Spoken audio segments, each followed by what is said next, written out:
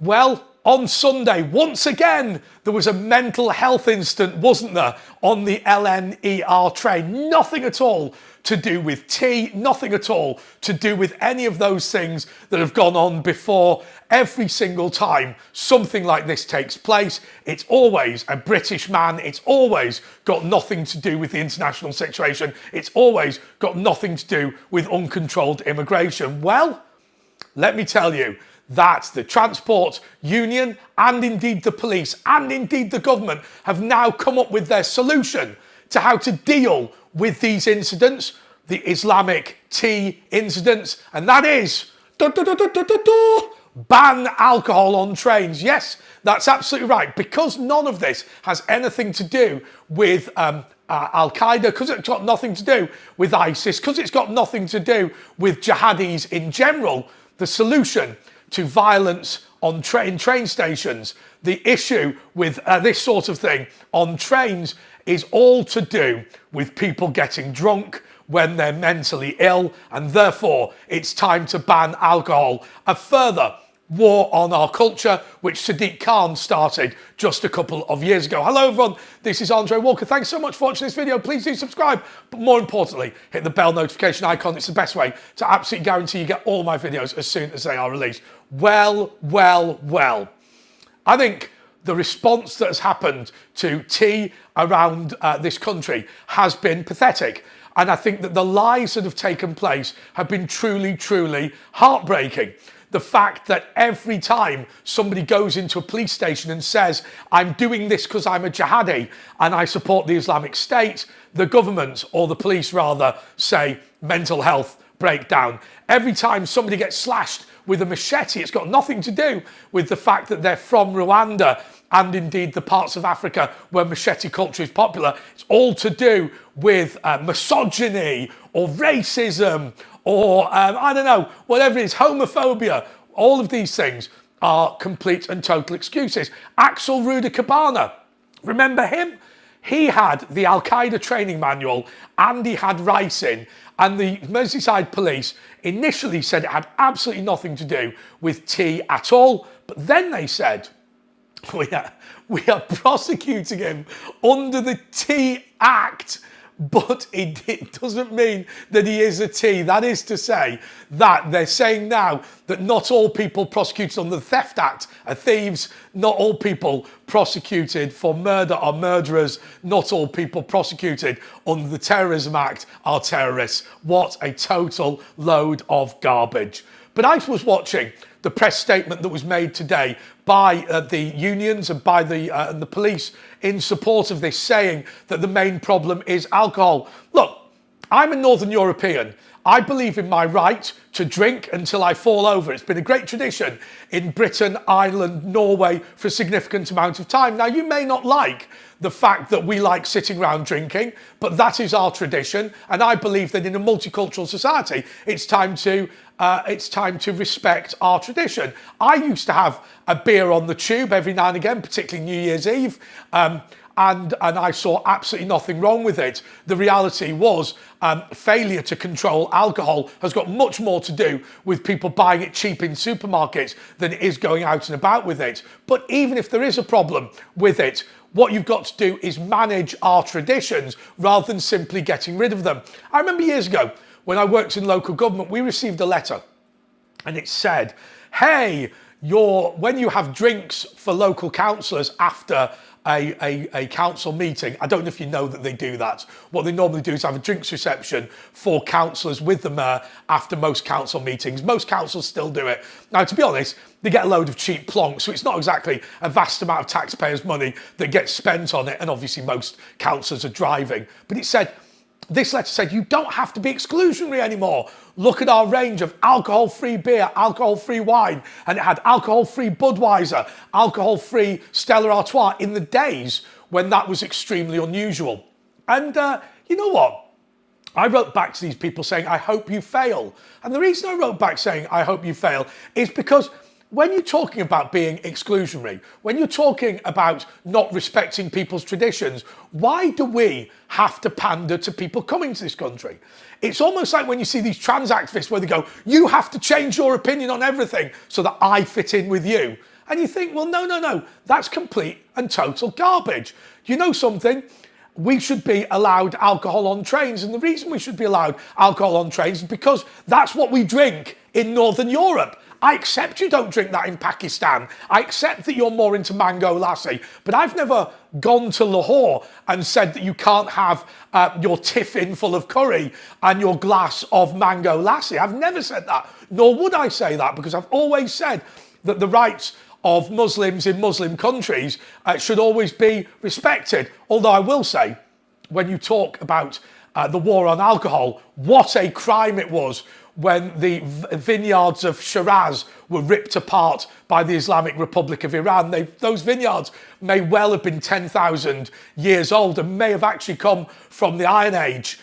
So long have they been making wine in the Shiraz region of Iran. In fact, amazingly, we still drink Shiraz as a wine today, even though it no longer comes from Iran. And so what you see constantly is people, in the case of the Muslims of Iran, removing the traditions that the Romans had left for them and instead saying that their traditions supersede it. But we are where we are. And I wouldn't complain about most of the Middle East being Islamic. I know some of you do, and certainly the fact that Lebanon, up until, I think when I was born, Lebanon was 80% Christian and 20% Muslim. It's now sort of 10% Christian because of the expansionism of the Islamic faith. It's incredibly evangelical, as we've discussed before. Nothing wrong with that. But what you have to say is no. If a local Sikh knocked on my door and said, do you want to worship my guru? I would say, no, I'm a Christian, and that's it. And I don't think that anybody should be offended by the fact that I'm not going to convert to Judaism, although it is quite hard to convert to Judaism. But once again, what we are doing is we are coming up with a completely dishonest response. I remember the We Are Stockholm festival used to happen in Sweden every single year. It still does. There was an epidemic of groping as a result of people being brought in from the Islamic world. And of course, what the police did as a solution to that was to deny it was taking place. We're in denial again about terrorism. When you look at Axel Ruder Cabana, what people said was nobody who is from Southport, nobody's family is from Southport, nobody who's a long-term family that had been there for 100 generations would have done what Axel Ruder Cabana did. And of course the police were thoroughly dishonest about that, which caused, I wouldn't describe them as riots, but what caused the unrest and unhappiness. But now we're sat there and we're saying to ourselves, right, let's blame alcohol for this. Well, aren't we then just making a step closer to pandering to precisely what these terrorists want? They want us to abandon our traditions in favour of their traditions. They want us to get on an LNER train, or get on, I would get on an Avanti train, obviously, because I'm going to the northwest of England. They want us to get onto an Avanti train and drink their drinks, tea, coffee and mango lassi. They want us to do that. I'm not saying that that's the majority of Muslims in Britain, but when we have a problem with terrorism at our train stations, to turn round and say it's time to stop our traditions is just as horrendous as when the police said, when Sarah Everard was missing, they said, what we need is for women in South London to not go out late at night. And I said at that point, no. What you need is to invade South London and find who did it and protect the public. Women should not be forced to stay at home. Women should not be forced to say, oh, I can't go out late at night. The streets should be safe. Now, fairly obviously, there are ways of protecting yourself and ways of making yourself more of a victim. You don't deserve to have your mobile phone stolen on Oxford Street, but if you hold it like that, you're going to make it more likely. It doesn't mean you deserve it, but you are going to make yourself more likely. So I'm not saying that women should be reckless, but I am saying that they should have the rights to walk the streets, and the Met were wrong about that. Equally, I should have the right to have a cold beer on the train, and I will tell you something. The danger of me drinking 10 pints of Stella and becoming an Islamic fundamentalist is extremely limited. But where are we getting to in this video? And what's the real point? The real point is this. Forget the tradition. Forget the fact that they're winning. Forget any of that, because that's really got nothing to do with it. It's any excuse other than the truth. And the truth is this. And by the way, one of those any excuses is Islam, right? Because actually, a lot of the violence on our streets is not Islamic violence, right? They just say, oh, there's a few jihadis about. Let me tell you, the problem here is very simple. We are importing people who literally do not know how to behave. We're pretending that it's got something to do with booze or something to do with gang violence or whatever. It's just people who ought not to be in the country in extraordinarily large numbers. And who are the people who ought not to be in the country? Well, first of all, the people that most importantly shouldn't be in the country actually are people in very, very large numbers. And what you have to say is no, no, no. You know, we can take a percentage of people. Look at my family as an example. My dad did pretty well. I mean, he was the boss of a major company. I think at his height, he had 2,500 people working for him. So that's pretty good, right? But I mean, it wasn't completely easy for his mother to integrate when she came from Greece. Now, she's somebody who married a British soldier, a British airman, actually. Not a very good one. Don't have any romanticism about this. Don't worry, he's dead. And I didn't know him.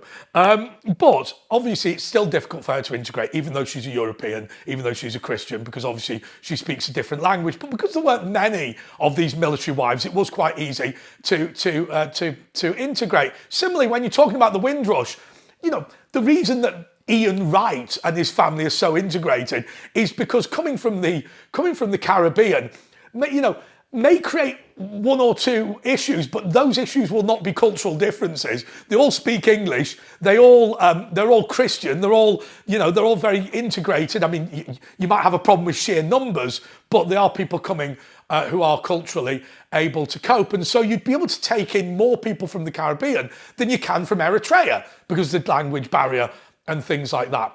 So that's point number one. But point number two, I think, is also really, really significant. We've got to start standing up for our own values, and we've got to start saying that the people that come to this country need to be people who can integrate in numbers that they're going to integrate, and that we've got jobs to send them to. And finally, my final point is this. If you have come to Britain because you really like Eritrean food, or you really like Somalian culture, or you really like, you know, any of these things, don't come here. If you love Somalia, go to Somalia. If you love Eritrea, go to Eritrea. I mean, Pakistani food is quite prevalent, particularly in Slough. But if you love Pakistan, move to Pakistan. That's the point that I think is more important than anything else. The violence that we're seeing on our streets is related to uncontrolled immigration. It's not even Islam. Yeah, there's one or two jihadis. It's not even Islam. It's uncontrolled immigration. And the solution to uncontrolled immigration is not to ban alcohol on trains. What that is doing is saying that we're not importing responsible people. We're importing irresponsible people. And the solution is to take away the rights from responsible people as a way of dealing with it. And that is completely unfair to those of us who drink on the train, get drunk on trains, and frankly, don't think there's anything wrong with that at all. Till next time, goodbye.